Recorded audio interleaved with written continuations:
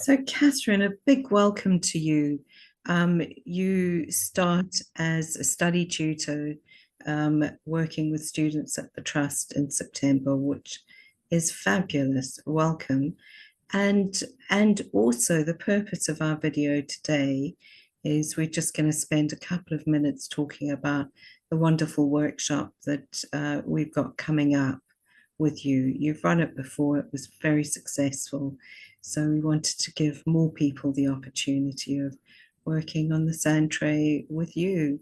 So we'll look a bit at the purpose and why working with sand trays. Yeah. Okay, thank you, Kim. It's lovely to be here. So I think one of the really powerful things about working with the sand tray is it's a really embodied way of working with unconscious material, and different to, for example, drawing, working with imagination in that way. Clients choose objects, so they don't have to invent them.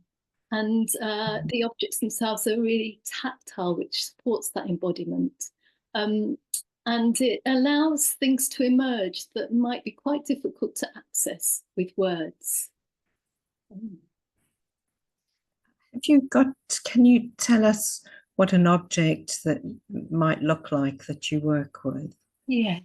So there's a whole range. Ideally, you want things that perhaps access what you might think of as more primitive aspects of our experience early. That can be sometimes where the quite powerful feelings are that might be difficult to manage in a face-to-face dialogue, but in an indirect way through the sand become easier. So it might be, for example, something like this. Can you bring it a bit closer to sure. Oh, that's exciting. Yeah, which the lovely thing about the working with the sand trays, as a therapist and as a client, you don't have to know anything. You need to be curious and explore. So this could represent all kinds of things for the clients, which may only become clear once they've placed in the tray and once you've engaged in dialogue about it. So there might be things like that. You want a range of things like that, sort of everyday objects that you might, things that maybe help create boundaries, might be useful. Furniture, things like transport, movement or connection, natural objects, things like that. And how might that amethyst, because I noticed that you talk very tentatively about what they might mean. How might you use that amethyst rock, for example?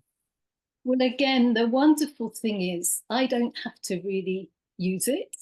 The client selects it.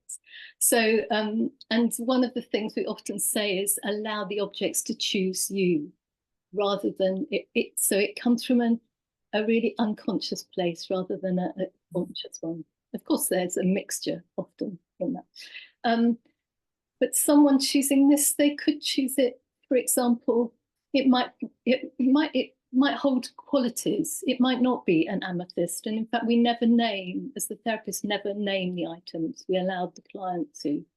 But it could be because it's, for example, hard. It could be that it could be something to do with the colours. It could be for the sparkle. It could be that it's solid. So it's as much about the qualities of the object as the object itself that can help give meaning or help resource clients. They may choose things they need or they would like in their lives or in their experience, or things that can change. You know, they could place it, for example, upside down in the sand. Again, the great thing about working with the sand is there's depth. There's depth of space, there's distance, connection, different kinds of connection. Things can be buried and they can be unearthed or discovered. Yeah, wow. Wow. So actually, as a therapist, it's just a really great practice of letting go of what you know. It really is, yeah. I think when I started to sort of be interested in it, I was worried that I would need to know a lot, you know, all the meanings of archetypes and objects and things. But actually, it's much more about being present and attuned to the client and curious and interested in what's evolving. Mm-hmm. And can you say a little more about the difference between working with these objects as opposed to creating your own objects, maybe through drawing? Um, I think the thing about using these is that they are concrete, and that in itself can be really grounding Mm. and safe. It's like working with, say, drawing in the way that there's a third object between you, so it's a more indirect way, slightly less threatening way sometimes than the face to face. But with the objects, they're symbols, so they can hold many meanings all at the same time. So it could be that they have an archetypal significance, or it could be a really concrete and literal one.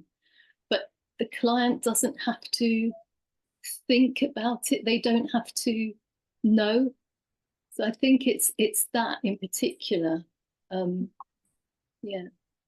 So, in your workshop, I imagine that people have an experience not only of using the sand tray as a client themselves, but also an opportunity to see what it's like to work in this medium. Yeah. Yeah. And the thing about the sand tray, I think, is it can go very deep actually quite quickly. Mm.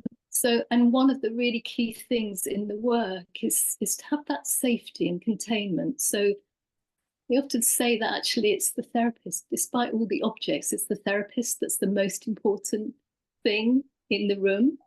So when we do the training, we go in quite gently. So there's a build up to starting to play with the idea of symbols and archetypes in quite a physical way. And then to start playing with the tray without having to be a client or therapist. And then there'll be a demonstration, sort of a bit of talk about the theory and a demonstration, and then the work in pairs as client and therapist. So, Gosh, it sounds like a really great opportunity for people to discover a different medium, I guess, as a therapist. So really looking forward to seeing you. Is there anything else that you'd want people to know about for this workshop? I think one of the big things that comes out of the workshop is learning to surrender to the process in trust. Mm. You know, it's sort of almost like trusting the mystery of it. In the psychosynthesis context, it would be trusting self to kind of support the emergence of something new within the tray, possibly within the relationship with the client's inner and outer dynamics.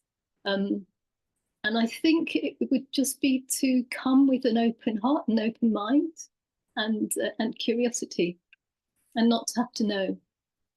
Wonderful, wonderful. I just think it's such a valuable opportunity that you're offering. Catherine, thank you. Thank you. Thank you.